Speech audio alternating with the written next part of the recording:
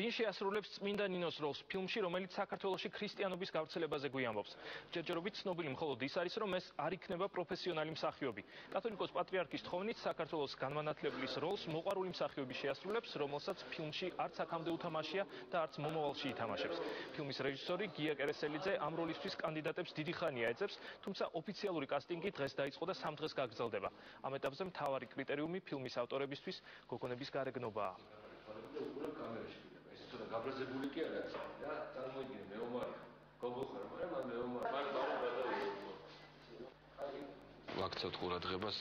თვალებს პირველ რიგში და პირველ ეტაპზე რასაც უყურებთ აი იმ იმიჯს ვეძებთ იმ ადამიანის რომელიც მოხდება ამ როლს შეხედულებას გულისხმობ და მეორე ეტაპზე იქნება უკვე რაღაც თამაშის როგორი მასალა შეიძლება გამოუწერწოთ არა მსახიობია წარმოიდგინეთ და ძნელია აი ნახოთ რანერი ნიჭის პატრონი იქნება ჩემი აზრით რთული იქნება იმიტომ რომ წმინდანის როლი ყველა როლზე რთულია და რავი მე ვთვლი ანუ